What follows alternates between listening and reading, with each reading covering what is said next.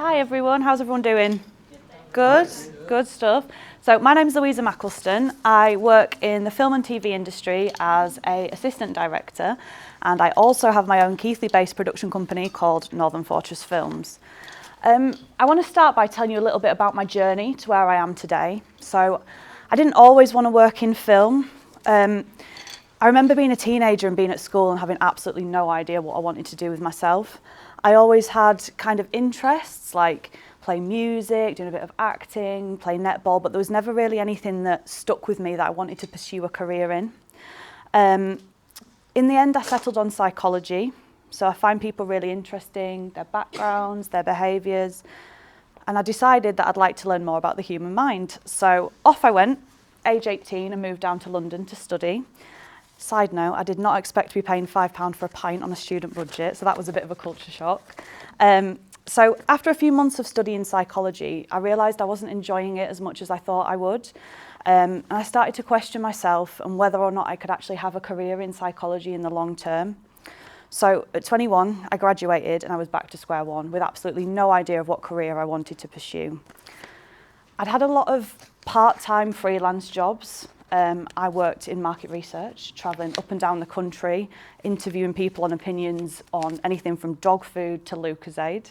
I worked selling wills and selling life insurance, which was also definitely not for me. And I also hostessed at some big events and trade shows. So as you can tell, I was a bit of a hustler, and I worked a lot of different freelance jobs depending on what was being offered. One day at work, somebody suggested to me, why don't you work as a supporting artist or an extra in the film industry? And it was something I'd always wanted to do, but I'd never really been sure on how to do it. They referred me to an agency, and I took a couple of measurements, took a few headshots, and then I was on their books. So when I booked my first extras job, I found myself being really excited and nervous to get on set. The first job went well, and the agent booked me on lots of other jobs after that. So I did things like EastEnders, Holby City, some BBC dramas, some commercials, and even a couple of big feature films. Whenever I was on set, I always had fun. And it just led me to think, why can't every day at work be like this? Instead of counting down the minutes till it was over, I was getting sad when the day was coming to an end. I'm not sure if it's a narrative that I'd come up with or one that was ingrained in me in school, but I never properly considered a career in the creative industries. I was a reasonable achiever at school, and there was always this pressure to get a proper job. But the thought of working a traditional 9-to-5 job was never really appealing to me. So after falling in love with the freelancer lifestyle, I decided to create a checklist of things that I would like from a job or career in order to work for me. So, number 1, I wanted to get a job where I'd get paid to travel. I wanted to see the world and different parts of the country, and what better way to do this than be paid? Number 2, I wanted every day to be different. I liked the idea of every day being a mini adventure with different challenges being thrown at me. Number 3, I wanted to have the flexibility to have weeks or months off if I wanted it. So I've got a chronic pain condition, and sometimes when I have a flare-up, my body needs a little bit of rest. And number 4, I wanted to love what I was doing. I've struggled with mental health problems, and I've always found life to be more challenging when I've not been loving the work I've been doing. So the film and TV industry ticked all these boxes for me. Me and my partner at the time signed up to loads of Facebook groups, and we spammed out so many applications for different jobs. And I finally got my first break on the very glamorous Dickinson's Real Deal. It was great fun. I soon got over my anxiety, and I had a lot of transferable skills from my other jobs. And they gave me a bit of a confidence boost. So with a real TV credit and under my belt, I carried on applying to job posts to try and get more experience. That first credit gave me a lot more confidence, and it really helped.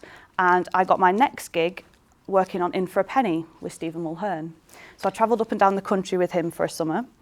I considered going down the unscripted route in TV for a while, but I realised that working in scripted drama was where I really wanted to be. I soon started working my way up the assistant director ladder. So that's kind of looking after the cast, being in charge of booking the extras and coordinating the shoot. We kind of pull everything together to make it happen. I was working long hours, sometimes 6 days a week, but I was absolutely loving it. I saw every day on set as an opportunity to learn.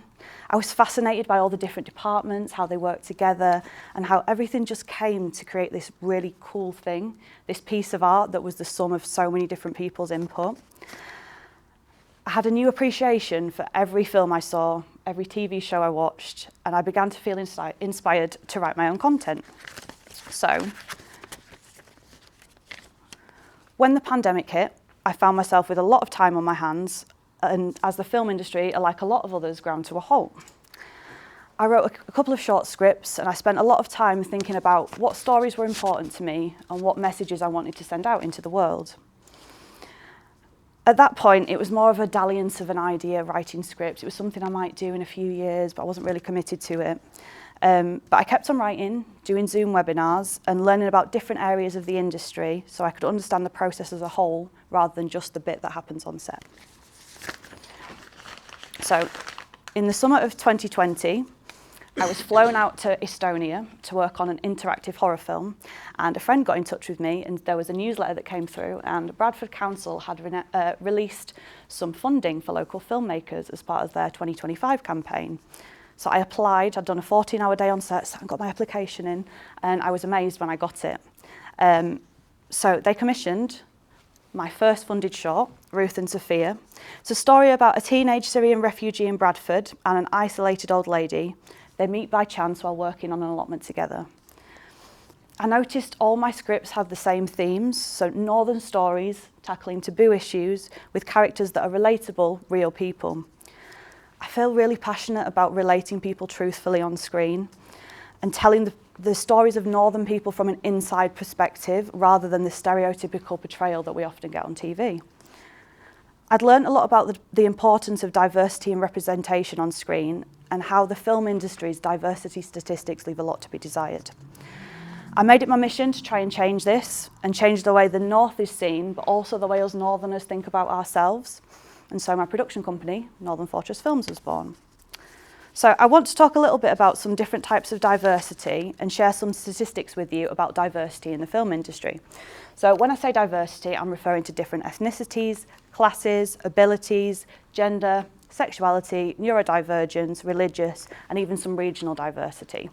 So I've got some statistics for you here. So in the film industry, only 0.3% of the workforce has a disability. Only 2.2% of TV programmes are directed by directors from ethnic minority backgrounds. And data collected by the BFI, which is the British Film Institute, demonstrates that women encompass 25% of all credited roles, 32% of cast, and 24% of crew members. So these statistics highlight how disproportionately represented certain groups are in the film and TV industry. Now I'm going to go on to some Yorkshire-specific stats. So the Office of National Statistics shows that 54% of screen industry's employment is found in London, with a further 10% found in South East England. That means the rest of the country makes up only 36% of the film and TV industry. And ethnic minority workers encompass only 1.7% of all creative media industry workers in Yorkshire, whereas not in the creative industries, it's 5.5% in Yorkshire. This concentration of screen industry employment in London means that a disproportionate amount of content is created there, giving less screen time to regional stories and also less employment opportunities to regional crew. So, why is representation important in film and TV? Watching film and TV is more than just a source of entertainment. It helps us to understand ourselves, it shapes how we see each other and society. When we as audiences see characters that are like us, that we relate to, our experience is validated. Film has the power to inspire and cause enormous social change, addressing structural inequality through giving on-screen role models. Now, a great example of this is the Scully Effect.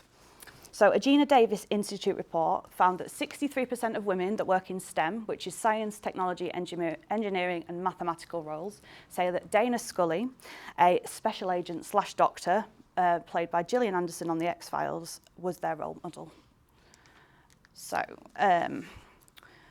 Representation, when done correctly, has the ability to empower audiences and positively affect our self-image. Now, I just want to talk a little bit about misrepresentation. It's still a big issue on screen, and arguably this is due to a lack of diversity. If audiences are being told stories from the same demographic of people, for example, if a white middle-class man is telling the story of a young, queer, disabled black woman, the story is always going to be told through the lens of that middle-class white man, rather than from the perspective of someone who has that lived experience. This can lead to misrepresentation and stereotypical portrayals of certain demographics, which can be extremely harmful and can lead to internalisation of these negative stereotypes. That's why diversity is so important, not only on screen, but in the teams behind the camera, working together to create something authentic. So, what's my overall message? The film and TV industry is an amazing, challenging, creative environment to work in, but it does have its flaws. However, it is changing. Both small organisations such as myself at Northern Fortress Films and larger organisations such as Screen Yorkshire and the BFI are all working and making a conscious effort to improve accessibility and social mobility for people from underrepresented backgrounds. It's no longer a rich white man's game. Your voice is important, and if this is the career that you want to pursue, then please go for it. And when you succeed, remember to hold the door open for those less privileged than you. And if you want to keep up to date with what we're up to, this is the social media links. Thank you very much.